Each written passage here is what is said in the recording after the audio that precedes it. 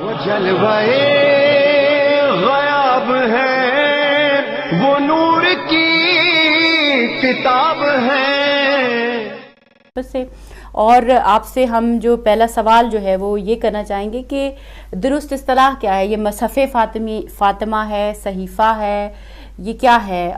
اس کو کس طریقے سے جو ہے آپ ڈیفائن کریں گے کہ مصحف فاطمہ کی درست اصطلاح کیا ہے اور اس کو کیا کہتے ہیں؟ یعنی اس کی ایکسپلینیشن تھوڑی سی دیجیے گا.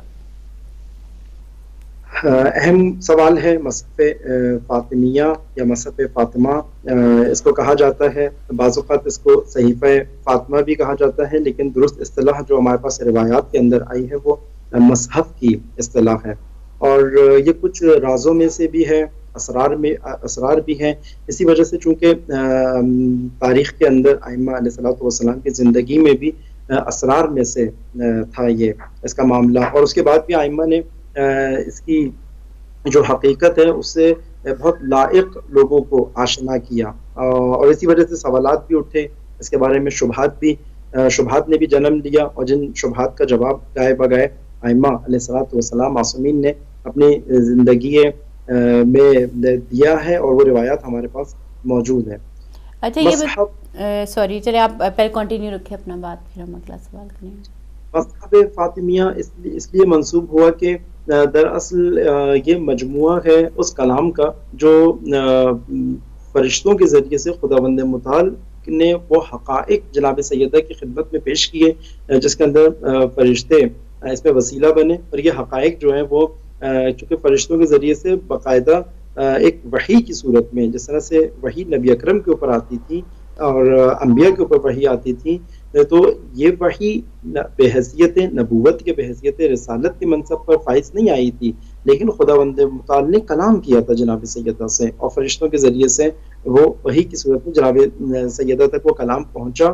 اچھا کتنے فرشتے اس میں تھے؟ کیا صرف جبرائیل علیہ السلام یہ لائے تھے یا اس میں کچھ اور؟ جبرائیل سر فہرست ہیں، لیکن فقط حضرت جبرائیل کا نام نہیں ہے اس معاملے میں، لیکن حضرت جبرائیل سر فہرست ہیں کہ جو حتیٰ نبی اکرم کی کہتے ہیں کہ نبی اکرم کی رحلت سے پہلے بھی خود امیر المومنین سے ہم کلام ہوتے تھے، خود پنجتن پاک سے اور ان شخصیات سے ہم کلام ہوتے تھے، لیکن حضرت جبرائیل سر فہرست ہیں اس کے اندر، جن کا نام ہمیں ملتا ہے روایات میں. لیکن مخصوص نہیں ہے کہ فقط حضرت جبرائیل وسیلہ بنے ہوں صحیفہ فاطمیہ کے اندر جو حقائق موجود ہیں اس کا، لیکن چونکہ یہ حقائق فقط امامت سے مربوط تھے اور وہ اسرار امامت میں سے تھے، اور ان حقائق کو ائمہ علیہ الصلوۃ والسلام کی خدمت میں عرض کرنا تھا، تو خداوند متعال نے بی بی کی شخصیت کو اس کے اندر وسیلہ بنایا. اور بی بی سلام اللہ علیہا پہ جب یہ فرشتے یہ کلام کیا کرتے تھے، اور یہ اس میں یہ آتا ہے کہ خود اس کلام کو امیر المومنین لکھا کرتے تھے. امیر المومنین اس کے کاتب ہیں، اور امیر المومنین کو یہ کلام بتایا جاتا تھا، اور امیر المومنین یہ کلام کو لکھتے تھے، اور اس کو جو پورے مصحف کو محفوظ کیا وہ امیر المومنین کے ہاتھوں یہ مصحف محفوظ ہوا ہے. لیکن ہمیں یہ نہیں ملتا کہ مصحف فاطمیہ میں یہ فرشتے امیر المومنین سے کلام کرتے تھے. ہمیں یہ جو روایات میں آئی ہے جناب سیدہ سے کلام ہوتا تھا، جس کلام کو محفوظ امیر المومنین کرتے تھے اور لکھتے تھے، تحریری صورت میں محفوظ کیا کرتے تھے. اور اس میں مختلف یہ چیز بتائی جاتی ہے کہ ائمہ نے کبھی بھی اس کو ڈسکلوز نہیں کیا، حتیٰ اپنے اصحاب میں بھی، حتیٰ اپنے قریبی اقربا کے اندر بھی کہیں پہ ڈسکلوز نہیں کیا. یہ ہر ایک امام سے دوسرے امام تک منتقل ہوتی چلی گئی. امیر المومنین نے اپنے بعد والے امام کو دی، اور اس طریقے سے آج یہ صحیح مصحف فاطمیہ آج ہمارے پاس موجود ہے. اچھا اس میں کردار امام علی کا کیا کردار تھا؟ جیسے آپ نے کہا کہ وہ لکھتے تھے، تو اس میں اس کے علاوہ لکھنے کے علاوہ بھی کوئی رول تھا یا کیا اس کا بیک گراؤنڈ تھا؟